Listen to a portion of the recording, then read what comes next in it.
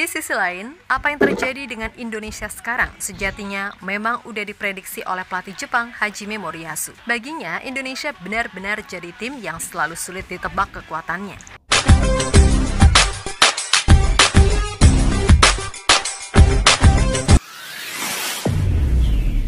Assalamualaikum dan salam persaudaraan. Selamat bertemu kembali guys di channel Askalani Studio. Oke, sebelum round yang ketiga ini, yang di perlawanan sehingga perlawanan ketiga kalau tidak silap, Indonesia perlawanan pertama, perlawanan kedua, perlawanan ketiga, dan perlawanan keempat. Yang Indonesia lawan Arab Saudi menang di GBK itu, yang 2-0, gol dicetak oleh Marcelino Ferdinand. Selepas itu, coach Jepang Haji Moriyasu pernah mengatakan bahwa yang akan mengiringi Jepang ke Piala Dunia itu adalah timnas Indonesia. Ini dia punya ramalan dalam kualifikasi ronde yang ketiga ini. Jadi benarkah apa yang dikatakan oleh Haji Moriyasu ini? Dan sekarang ini pun beliau masih lagi menyoroti timnas Indonesia ini. Dari masa ke semasa akan melihat keadaan timnas Indonesia ini, bagaimana perkembangannya. Jadi baru-baru ini kedatangan oleh Romeni yang akan mengambil sumpah WNI pada 8 Februari ini. Hanya tinggal 3 hari lagi bersama 2 lagi pemain diaspora. Itu di bawah umur 20 kalau tidak silap ya. Tim Geben dengan 1 orang lagi. Jadi selepas ini ada lagi kemungkinannya 2-3 orang pemain yang akan gabung dengan timnas Indonesia. Selalunya ada kejutan lah dari Bapak Erick Thohir. Kemungkinan Miliano Jonathan, Jairo Redewell, Ian Matsin, Mauro Gistra. Oke, 4 ini sebenarnya sudah cukup. Karena 4 ini punya kualitas yang tersendiri bermain di lini bagian serangan. Ada juga midfield attacking. Kayak Jairo Redewell ini dia main midfield attacking ke atas, bantu juga bagian serangan. Jadi saya pikir itu cukup baik untuk kekuatan Indonesia di lini depan itu, yang memang sekarang ini kekurangan.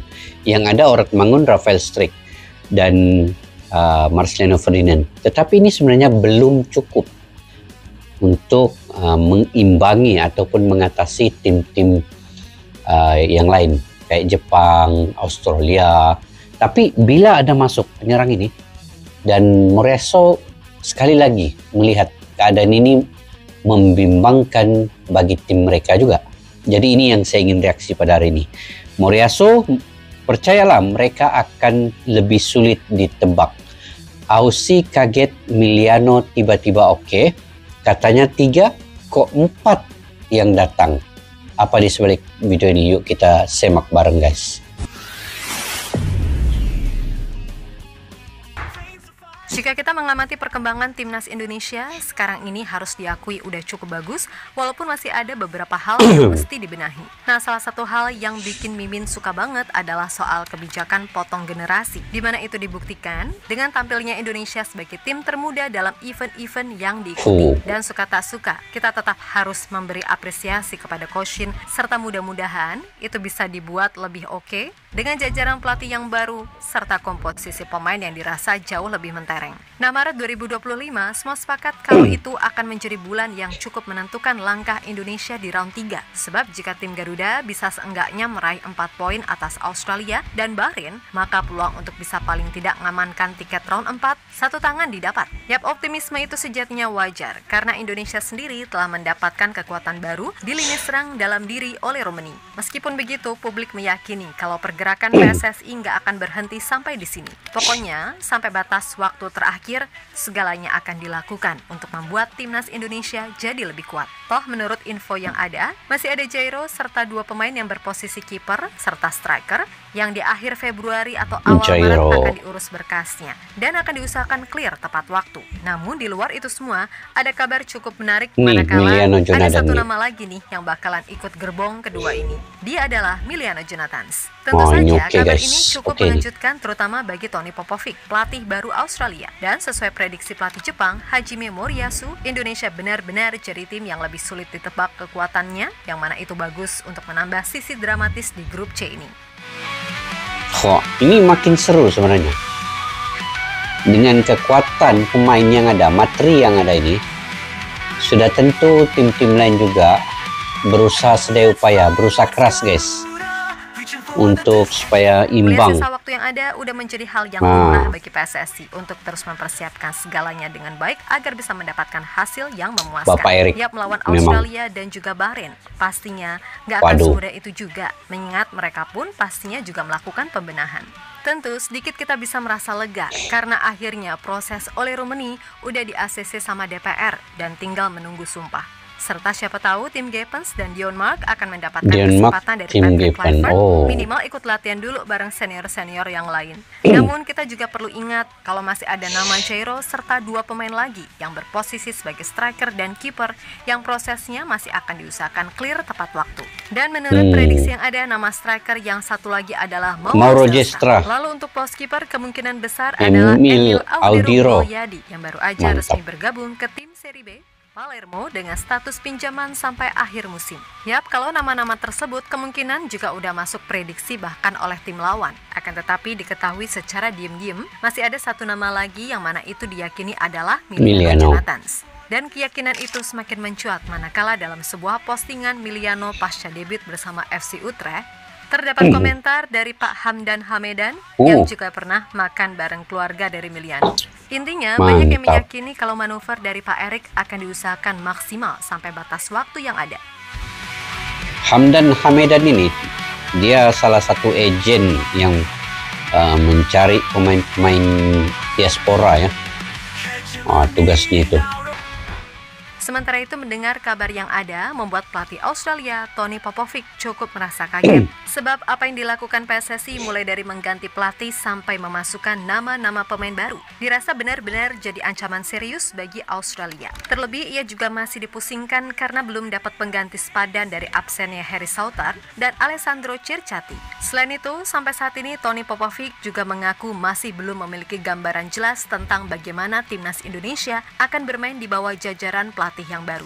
Kita sudah melihat riwayat kepelatihannya, belum memiliki riwayat yang panjang, tetapi kita telah melihat struktur yang dimainkannya. Asisten pelatih Alex Pastor selalu memainkan 3 back di klub yang dilatihnya. Apapun itu, kami akan menganalisisnya, kami harus menghormati lawan. Kami harus siap menghadapi cara bermain apapun, bagaimana mereka ingin build up dan bagaimana mereka ingin bertahan. Dan kami fokus pada permainan kami agar lebih baik. Kami harus memperkuat beberapa prinsip dan fondasi yang kami coba terapkan pada bulan Oktober dan November karena ada jeda selama 4 bulan. Ucap Popovic dikutip dari ESPN. Tony Popovic ya. Oke, sekarang ini belum terbukti lagi jajaran kepelatihan yang baru ini bisa menggembirakan kita selagi mana belum ada perlawanan-perlawanan penting ataupun uji coba yang kita ingin melihat satu uji coba sebenarnya, tetapi sudah dikatakan tidak sempat ya untuk timnas Indonesia ini membuat perlawanan uji coba. Jadi sekarang ini mereka mungkin nanti datang ke Indonesia hanya buat latihan fisikal, latihan taktikal dan juga strategi, mungkin itu, dan terus bermain lawan Australia. Jadi ini merisaukan kita juga. Kalau saya risau guys, kalau tanpa ada uji coba yang membuat pemain-pemain itu dapat membentuk chemistry yang baik, ini kerisauan saya juga ini. Sekurang-kurangnya mereka ada uji coba lah kan. Bila mana pemain-pemain ini baru berkumpul, memang dari segi permainan, dari segi skill individu itu mereka ada, tetapi dari segi taktikal membentuk keserasian ataupun chemistry itu mungkin masih memerlukan masa yang sesuai karena ada pemain-pemain baru kayak Oli Romani, kemudian mungkin ada Jairo Redewell nanti. Jadi itu perlukan satu perlawanan friendly match untuk mereka lagi utuh lah, lagi kuat dari segi sistem asasnya.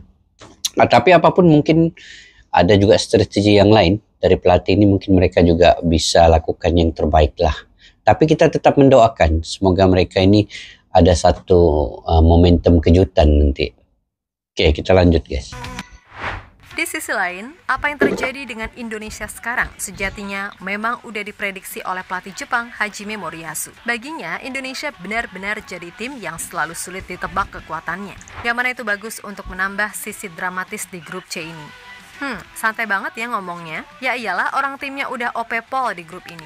Nah, selain Moriyasu, beberapa tokoh legenda sepak bola pun juga menganggap segala hal yang dilakukan PSSI ini benar-benar menarik. Wesley Sneijder contohnya, dalam sebuah acara yang ketika itu juga ada Alex Pastor, mantan bintang Inter Milan itu menyebut kalau apa yang dilakukan Erick Thohir adalah sebuah langkah yang bagus, di mana itu merujuk pada penunjukan Patrick Kluivert sebagai pelatih kepala yang didukung oleh Pastor, Lanzat, dan Van den Berg sebagai asisten.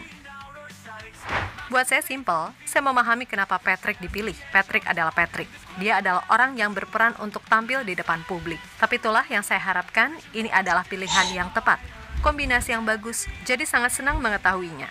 Ini adalah sebuah pilihan yang masuk akal bukan? Kami sudah berbicara soal ini, ucap Sneijder.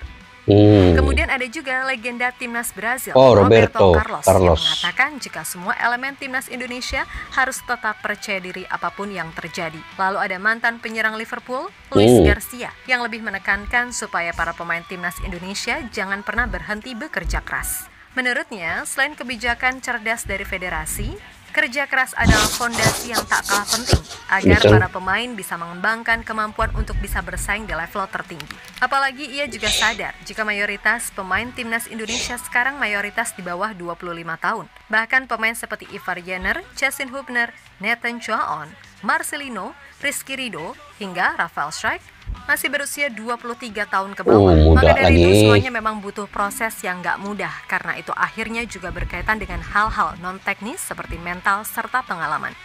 Mereka butuh waktu berkembang yang menurut saya sangat penting. Ketika kita membicarakan pemain muda, pengalaman itu membuat kita lebih baik di lapangan dan luar lapangan. Itu fondasi penting yang harus pemain muda miliki, ucap mantan bintang Liverpool tersebut. Ya, terlepas dari apapun, kembali lagi Mimin tekankan kalau dari sisi materi pemain, asli Indonesia ini beneran gak kalah loh. Bahkan kalau Indonesia ini full squad, mungkin cuma Jepang kali ya yang sulit banget dikalahkan. Sedangkan sisanya kayak Australia, Bahrain, Arab, China, ibarat kata selevel lah. Nah, sejatinya probabilitas itu makin naik andai kata selain Ole, Jairo, Miliano atau mungkin Mauro, serta Emil Audero bisa clear prosesnya tepat waktu. Khusus Emil mungkin andai sekarang gabung, ia masih harus sabar nunggu kesempatan mengingat Martin Pas sedang oke. Plus Emil harus bisa ngembaliin form terbaiknya terutama saat dipinjamkan ke Palermo. Intinya berkaca dari skuad yang ada plus tambahan pemain baik yang udah fix ataupun masih OTW fix, Indonesia benar-benar punya skuad yang mumpuni dari lini per lini. Ambil kata mainnya 4-3-3 deh, sesuai dengan apa yang menjadi filosofi khas negeri kincir angin. Maka di depan Martin sebagai kiper akan ada quartet back yang diisi Jesus, Michel Kers, Kevin Dix, dan Kelvin Verdong. Kemudian trio di tengah ada Jairo, Tom Haya, dan Ivar Jenner. Dan tiga di depan inilah yang menarik, di mana Kluivert bisa menaruh Ragnar di kiri, Miliano di kanan, dan Ole sebagai ujung tombak. Atau jika Ragnar absen seperti pas lawan Aussie besok karena akumulasi, Kluivert masih punya opsi seperti menaruh Eliano sebagai winger kiri, Miliano di kanan, dan Ole sebagai ujung tombak. Tapi misal yang berhasil diproses hanya Jairo, ya udah komposisi lini depan terbaik Ole sebagai nomor 9, Ragnar atau Rafael di sebelah kiri, dan Eliano sebagai wing kanan. Pokoknya banyak deh variasinya. Untuk itu, moga-moga aja segala apa yang direncanakan, segala apa yang dirumorkan, semuanya bisa terwujud dalam bentuk sesuatu yang positif. Oleh karenanya, kita doakan dan dukung selalu. Oke, kita Garuda. Oke guys, kalau melihat kepada materi pemain, saya setuju banget dengan admin tadi bahwa Indonesia ini kalau level-levelnya dia sudah staraf dengan Jepang sebenarnya. Level timnas Indonesia ini. Kalau yang gabung dengan timnas Indonesia ini kayak Ole Romeni, kemudian masuk Jairo Redewell, Mauro Gelstra, Miliano Jonadan, itu bisa masuk sebelum Maret ini gabung mengambil sumpah WNI. Saya pikir Indonesia ini punya satu tim yang kualitasnya lebih tinggi daripada Bahrain, Arab Saudi, China, dan staraf dengan Jepang dan juga Australia. Mungkin Jepang lah yang susah sedikit dikalahkan oleh timnas Indonesia. Tetapi yang lain-lain ini, Australia bisa beri kejutan juga ini oleh timnas Indonesia. Cuman sekarang ini hanya menumpukan kebugaran pemain. Dari segi fisikal, stamina mereka, mungkin latihan itu perlu keras sedikit untuk membina sistem tubuh fisikal mereka yang lebih baik. Karena dia akan bersaing dengan Bahrain. Arab ini punya, kalau dari segi fisikal itu kekuatannya juga hebat ya. Tetapi tidak juga kita merendahkan timnas Indonesia. Punya pemain yang semua punya pengalaman bermain di Eropa. Jadi mereka juga punya taktikal yang baik. Apatah lagi sekarang ini punya jajaran kepelatihan di bawah Patrick Kluivert, Ian Pastor dan juga Lanzat dan asisten-asisten yang lainnya. Sekarang ini Bapak Erick Thohir sebenarnya sudah menyiapkan tim ini untuk tim Piala Dunia sebenarnya. Tim Piala Dunia 2026 ini. Kita optimis guys, kita optimis, keyakinan, semangat itu perlu kita letakkan dalam diri kita bahwa Indonesia ini satu-satunya wakil di ASEAN ini bisa mencapai apa yang ingin ditargetkan. Saya percaya Bapak Erick Thohir ini dia akan lakukan sebaik mungkin, dia akan lakukan 100%, 100% untuk Indonesia ini capai Piala Dunia ini. Sebab itu dia berani mengambil risiko dalam masih lagi round ketiga ini berjalan, dia membawa kepelatihan yang baru. Itu risiko besar buat Bapak Erick Thohir. Tetapi kenapa dia berani? Sudah tentu dia punya jawabannya di situ. Indonesia akan bisa melangkah jauh selepas ini apabila ada pertukaran seperti kayak gini. Jadi pengalaman Bapak Erick Thohir ini kita tidak boleh nafikan guys, karena dia satu-satunya rakyat Indonesia yang memegang klub besar kayak Inter Milan yang berjaya selama 5 tahun. Daripada bawah sampai ke puncak Inter Milan itu diletakkan di bawah kendalian Bapak Erick Thohir. Itu guys yang perlu kita tanamkan, bahwa Indonesia pun bisa dia lakukan seperti itu, kayak gitu. Oke, mudah-mudahan kita mendoakan yang terbaik untuk timnas Indonesia dan setiap yang perencanaan dilakukan itu akan sukses kesemuanya. Terutamanya membawa pemain-pemain yang berkualitas. Selepas oleh Romini ini mungkin ada lagi 2-3 pemain. Kalau ini semua dapat seperti yang direncanakan, insya Allah Indonesia bisa membuat kejutan di round yang ketiga ini, mengiringi Jepang ke peringkat seterusnya. Kita doakan guys. Oke, sampai jumpa lagi di video yang akan datang. Jika kalian punya pandangan pendapat sendiri, jangan lupa guys, kalian boleh komentar juga di kolom di bawah ini untuk memberi info yang terkini dan juga pandangan-pandangan bernas kalian itu yang positif juga. Saya selalu membaca. Terima kasih banyak-banyak.